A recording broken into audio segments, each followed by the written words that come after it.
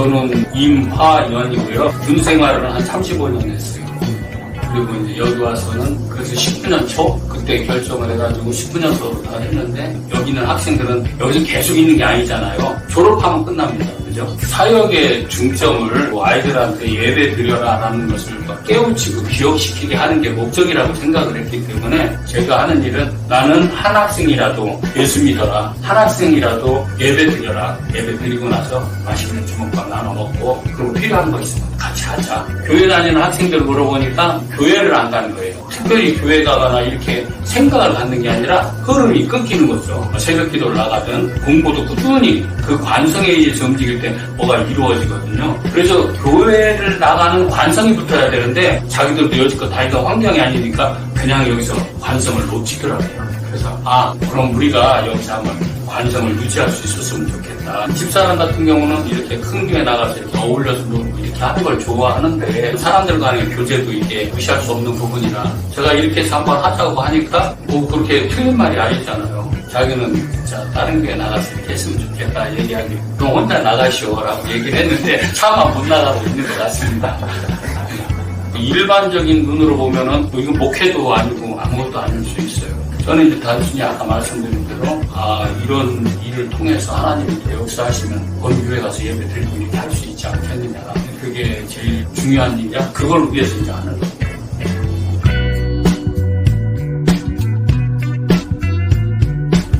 우리는 이제 주변에서 어려운 사람들이 있으면은 집사람하고 저하고 상의를 해서 교회 이름으로 그 친구들에게 돕고 그렇게 하거든요. 한 번은 요 근처에 어느 음식점에 딸이 서울에서 공무원 시험 공부한다고 원룸에서 생활하면서 공부하는 친구가 있었어요. 서울로 올라가면서 버스를 탔는데 그 친구랑 나란히 앉은 거예요. 거기서 이제 얘기를 하기 시작하는데, 들어보니까 칠판 지으면서 장학금 받는 거였죠. 그걸 하면서 학원을 다니고 있다고 얘기하더라고요. 엄마가 돈 보내주는 게 한계가 있는데 거기까지 밥을 사 먹기도 어렵고 식사를 못 한다는 거예요. 그럼 우리가 뭐 많이는 못 도와줘도 석 달을 우리가 지원을 해주마. 그래서 그렇게 지원해준 그런 경우도 있어요.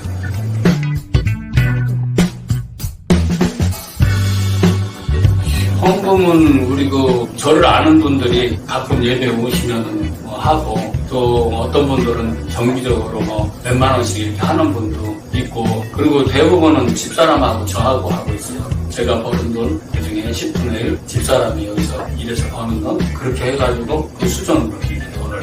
저는 우리 여기서도 학생들이 헌금 물어봐요. 그러면은 헌금 어디서 났냐 얘기를 제가 묻습니다. 그러면은 아버지한테 용돈 받았다. 그러면은 아버지한테 이거 헌금해도 되냐고 사인받아 가지고 와라.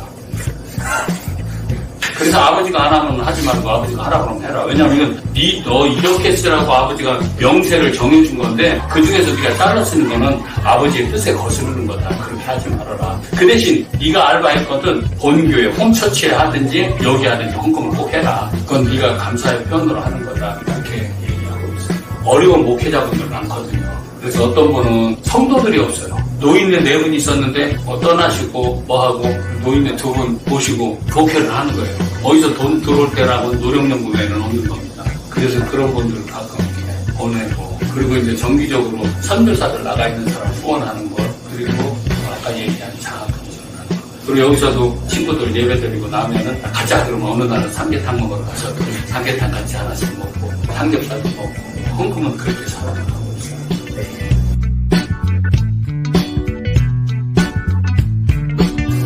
사실 두 사람이 하니까 저하고 집사람이 눈코 뜰 새가 없어가지고 학생들 보기가 어려워요. 그런데 안 바쁘면은 그게 가능해요. 근데 맛을 보셔서 어떻게 평가하는지 모르지만 여기가 상당히 바빠요. 오늘 학생을 물리칠 수는 없으니까 저희들도 한동안은 3시부터 5시까지 쉬는 시간을 했거든요. 근데 계속 밀고 들어오니까 그게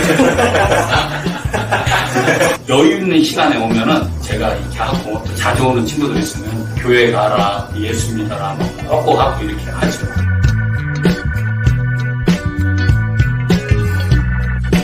된 기회가 된다면은 제 꿈은 양로원을 하나 줘가지고 노인네들, 자식들이 제대로 부양을 못하는 노인네들 다 와라. 그래서 같이 예배드리고 같이 공동으로 일하고 이러는 걸 생각을 했어요. 군에서 전역하고 나서 선교를 하려고 했었어요. 가서 그 선교에 나와 있는 사람들 밥이나 해주고 뭐 하자라고 생각을 해서, 전역하는 그 해에 제가 독일 출장을 갔어요. 그래가지고 거기서 칼 14개 들어있는 세트, 냄비, 취사도구를 다 사왔어요. 내가 그거 들고 선교를 나간다고. 그랬는데 거기서 제가 깨달은 게 외국에서 선교하려면 가장 우선적인 게 그 언어가 있어야지 서로 소통이 되는데 제가 그걸 모르는 거예요. 아, 이거는 아니구나. 만약에 하려면은 언어가 될 수 있는 그곳으로 가야 되겠다. 하나님이 저한테는 잘 설명하고 가르치는 은사를 주셨는데 용어가 안 통하면은 해결이 안 되잖아요. 그래서 그걸 접고 그걸 했으면 좋겠어요.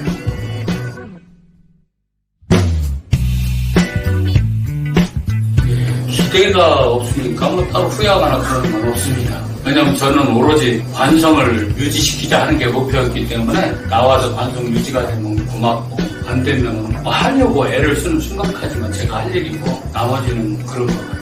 저는 성경 말씀 항상 기뻐하라 그랬잖아요. 어떤 순간이고 기뻐할 일이지 뭐 안 됐다고 풀이 죽고 그것 때문에 시무룩하고 그러면 그건 진짜 기뻐하는 일이 아니라고 생각을 해요. 어떻게 보면 좀 무기다고 할까요? 감각이 둔하다고 할까? 그런 수는 있지만 그냥 할 일 하는 거고 그렇게 생각을 하고 있습니다. 그리고 또 기회가 되면 잘 가르쳐서 전도하고 그렇게 하는 거예요.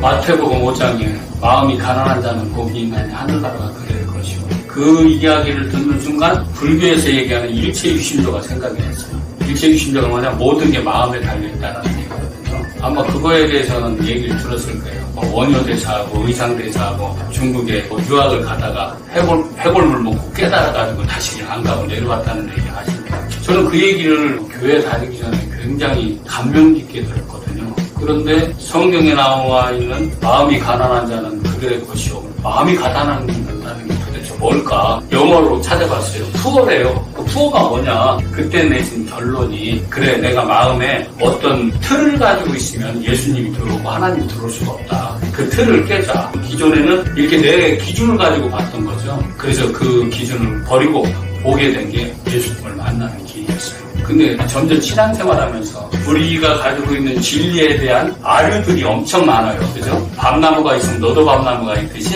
그런 비진리들이 흉내내는 것들이 엄청 많더라고요. 그래서 저는 오히려 불교 쪽에 그걸 통해서 하나님, 예수님을 정확하게 볼 수 있었던 기회가 되구나 생각을 해요. 항상 기뻐하라고 얘기하잖아요. 어떻게 보면 우리가 예수님만큼 귀한 존재거든요. 그런데 신앙생활 하다가 보면은 전투적인 모습이 많이 들어가요. 목표와 목적은 굉장히 좋은 거지만 그것 때문에 스트레스를 받는다면 이건 하나님이 원하는 일일까? 그런 생각이 듭니다.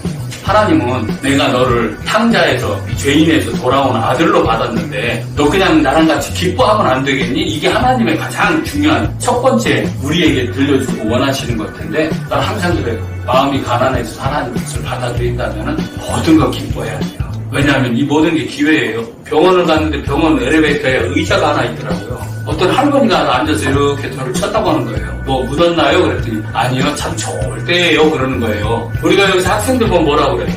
야 좋을 때다. 그런데 그 할머니는 저를 보고 좋을 때라고 얘기하는 거예요. 왜 그럴까요? 기회거든요. 이렇게 할 수 있는 기회가 자기는 없다는 거예요. 없다 보니까 좋을 때라고 부러워하잖아요. 그래서 저는 그 좋을 때라고 부러워하는 그 기회가 뭐냐면 기뻐할 수 있는 기회예요. 항상 암 환자들한테 가서 기다리세요. 그럼 나을 겁니다. 그 사람들 입등으로도 못 들어요. 근데 암에 걸린 사람 또는 걸려서 치유가 된 사람이 가서 나 이렇게 암에 걸렸었는데 이렇게 하니까 나았어요. 여러분도 희망이 있습니다. 당신도 나을 수 있습니다. 그럼 뭐라고 그래요? 아 그렇겠구나. 그 사람에게 희망을 주는 능력 또 그 일을 이루는 디딤돌로 사용될 수 있다는 거죠. 기회입니다. 인생을 살아가면서 모든 게 다 기회예요. 모든 게 다 헛된 게 아니에요. 하나님이 주시는 기회에 사용될 수 있는 무기가 되고 디딤돌이 되고 받침돌, 능력의 돌로 쓰일 수 있다는 거예요. 그러니까 내가 어려운 일이 있으면 딴짓하지 말고 기뻐하세요. 쉽지는 않지만 예수님 줬는데 하나님이 우리 보면 뭘 아끼겠어요.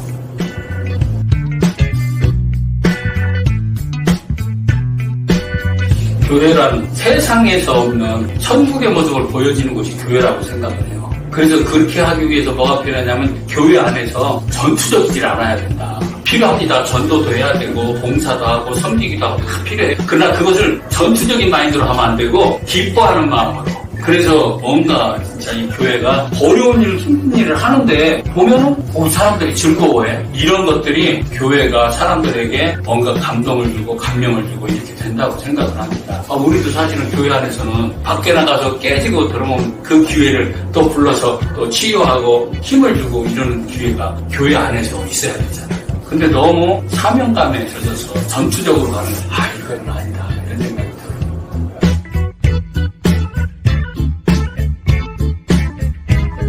개척교회도 저는 이제 기회라는 범위에서 생각을 하는 거죠. 그리고 개척교회를 하나님이 허락하시는 이유 중에 가장 큰 이유는 다른 큰 교회에서 도와주는지 안 도와주는지 그거 보려고 개척교회를 허락하시는 것 같아요. 개척교회가 뭐예요? 우리 그 공동체거든요. 사도행전에도 보면 교회가 생겨지면 개척교회로 생겨져서 안디옥 교회에서 예루살렘에 어려운 일이 있으면 도우고 이렇게 하는 것처럼 큰 교회에서 나누는 그리고 나눔을 받는 그런 모습으로 가야 되는데 그게 좀 아쉬운 것 같아요.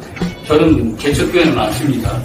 저는 이렇게 하다가 내 건강이나 할 수 있는 힘이 딸리면 여기까지라고 할 수 있는 그런 건데 혹시라도 이런 데 대해서 사람들 생각할 수 있는 한 부분에 자극, 도전이 된다면 좋겠다 하는 생각이니까 개척교회라는 생각은 따로 특별히 안 했어요. 주변에서 개척교회 하면서 어려운 분들 보니까 그런 생각은 들기는 해요. 출애굽기에 보면 16장에 만나가 이렇게 내려오잖아요. 근데 만나를 안 익어두면 어떻게 돼요? 벌레가 생기잖아요. 근데 이거를 오멜로 데워보니 다 한 오멜이더라 이렇게 얘기 나와요. 그 오멜로 데워본다는 게 뭐냐면은 다 똑같이 일상화가 된 거예요. 그러니까 나는 반 오멜을 걷었는데 이게 뻥튀기가 되거나 두 오멜을 걷었는데 압축이 된 게 아니고 그 모든 걸 걷어오면 걷어온 걸 가지고 같이 나눴어요. 제가 이런 얘기를 하면 공산주의라고 얘기하는 사람들 많아요. 이 설교를 한번 했더니 좌빨이구만 이렇게 하시는 목사님. 근데 우리는 성경을 기준으로 볼 때 인간이 걷어들인 걸 가지고 공평하게 나누는 게 맞잖아요. 근데 그거를 이 세상도 안 하고 있습니다. 당연해요. 이 세상은 사단이 지배하고 바알신이 지배하고 물질의 세상이니까 그런 건 맞습니다. 그런데 교회에서도 안 하는 거예요. 그래서 그게 좀 어떻게 보면 아쉽고 교회 건축물 짓는다고 그렇게 힘들게 하면서 작은 교회, 어려운 교회는 생활고에 휘둘리게 하는 것. 그게 오멜위원회가 할 일이냐는 거죠. 저빨 아닙니다, 저.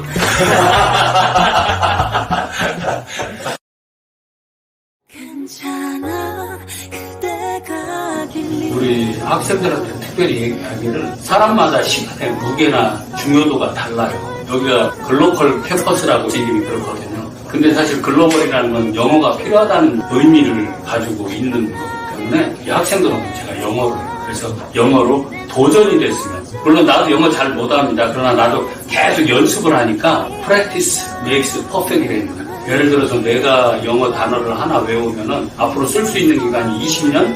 횟수로 말하면은 얼마 안 될 겁니다. 근데 젊은 사람이 20대 영어 단어를 하나 외우면은 그 쓰는 횟수는 엄청나게 많아요. 그래서 학생들한테 얘기하기로 지금은 가장 무게가 있고 중요한 시기이기 때문에 함부로 하지 말아요. 그리고 다가오는 모든 거를 기회로 생각하고 이렇게 해라. 그렇게 해서 자꾸 학생들한테 자극을 주는데 그러면은 일부 학생들은 와서 따라하고 같이 하고 일부 학생들은 대답을 안 하고 웃기만 해요.